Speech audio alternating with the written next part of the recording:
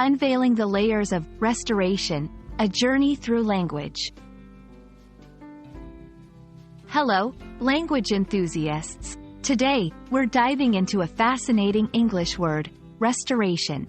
It's a term you might have heard in different contexts, from art and history to technology and nature. Understanding this word can unlock a deeper appreciation of English. So, let's embark on this linguistic journey together.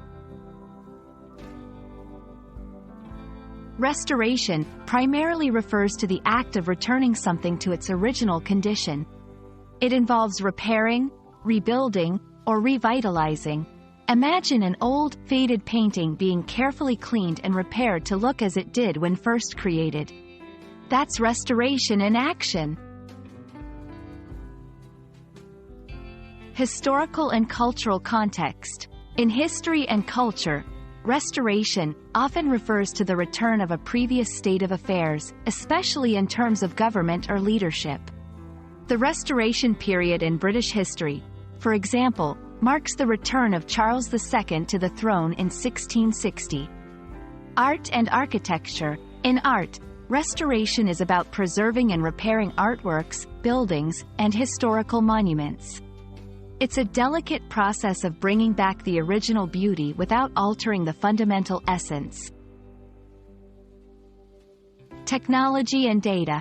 In the tech world, restoration involves recovering lost or damaged data. If a computer crashes, restoring the system means bringing back the lost files and functionality. Environment and ecology. Here, restoration refers to the process of returning an ecosystem or habitat to its original state. This might involve planting trees, cleaning waterways, or reintroducing native species.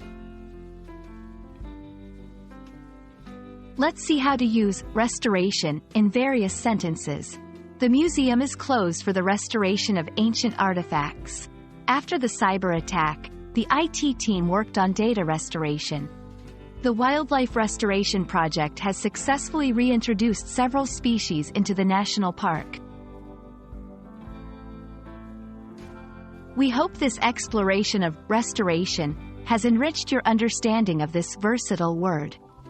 It's a term that connects us to art, history, technology, and nature, showing the depth and beauty of the English language.